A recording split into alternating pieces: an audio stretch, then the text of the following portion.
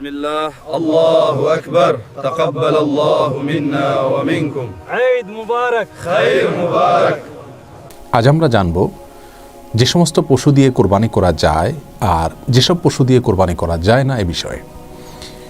কিছু পশু আছে যে পশুগুলো দিয়ে কোরবানি করা যেতে পারে ইসলামী শরিয়াতে অনুমোদিত, যেমন উট দিয়ে কোরবানি করা যায়, গরু দিয়ে কোরবানি করা যায়, মহিষ দিয়েও কোরবানি করা যায়। যদিও মহিষ দিয়ে কোরবানি করার নিয়ে মতো পার্থক্য রয়েছে, অনেক ইমামগণ, অনেক ওলামা একরাম স্কলারগণ মহিষকে কোরবানির যে সমস্ত পশু দিয়ে করা যায় তার আওতায় রাখেননি। তার মানে তারা মহিষ দিয়ে কোরবানি করাকে জায়েজ মনে করেন না। আর যারা জায়েজ মনে করেন তারা গরুর অধীনে মহিষকে অন্তর্ভুক্ত মনে করেন, সেই সূত্রে এটাকে কোরবানি করা যায় এটা দিয়ে সেরকম ফতোয়া দিয়েছেন। আর এই মতটা অধিক বিশুদ্ধ বলে মনে হয়।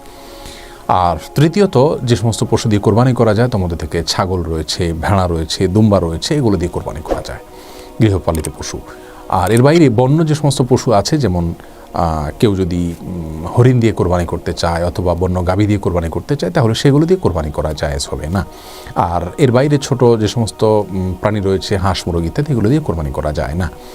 তাহলে কোরবানি করা যায় ওঁট, গরু, মহিষ, ছাগল, দুম্বা, ভেড়া এ সমস্ত পশু দ্বারা।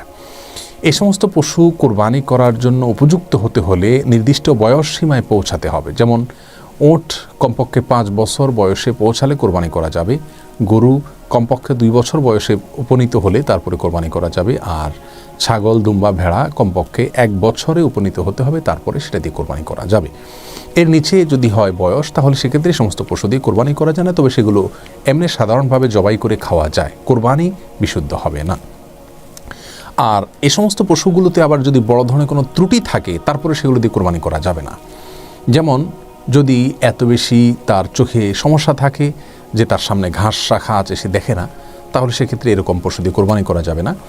যদি পায়ে সমস্যা থাকে এবং সমস্যা যদি এত বেশি থাকে যে কোরবানি করার জায়গা পর্যন্ত সে হেঁটে যেতে পারে না, অর্থাৎ তার ত্রুটিটা প্রকাশ্য হয় একেবারে, তাহলে সেক্ষেত্রে সেটা দিয়ে কোরবানি করা যাবে না।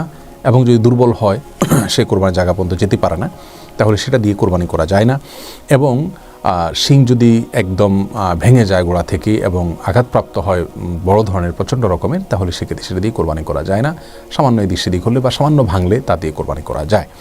তাহলে কোরবানি করার ক্ষেত্রে পশুগুলোর বয়স যেমন নির্দিষ্ট সীমানায় পৌঁছাতে হবে, সেই সাথে এই সমস্ত ত্রুটি থেকে মুক্ত থাকতে হবে।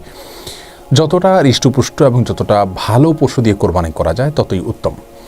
কেউ যদি কোরবানির পশু এমনভাবে নির্ধারণ করেন যেটা খুব বেশি দুর্বল, কোনো রকম সেটা দিয়ে কোরবানি আদায় করার জন্য করছেন, তাহলে সেটি কোরবানির শর্ত যদি পূরণ করে, অর্থাৎ বয়স যদি নির্দিষ্ট সীমানায় পৌঁছায় এবং যদি উল্লেখিত এবং আলোচ্য ত্রুটিগুলো থেকে মুক্ত থাকে, তাহলে তাদের কোরবানি হয়ে যাবে, কিন্তু ব্যাপারটি অনুত্তম থাকবে। অতএব আল্লাহ সুবহানাহু ওয়া তাআলার রাহে আমরা যা দান করব সেটি যেন উত্তম হয়, সেটা যেন ভালো হয়, সেই দিকটা আমাদের খেয়াল করা উচিত। আর যে ত্রুটিগুলোর কথা বললাম, এই ত্রুটিগুলো থাকলে সেই পশু সাধারণভাবে জবাই করে খাওয়া যায়, কিন্তু কোরবানির জন্য সেটি উপযুক্ত হয় না। এজন্য কোরবানিতে সর্বোত্তম এবং সবচেয়ে ভালো পশু আমরা আল্লাহর রাহে কোরবানি করার চেষ্টা করব।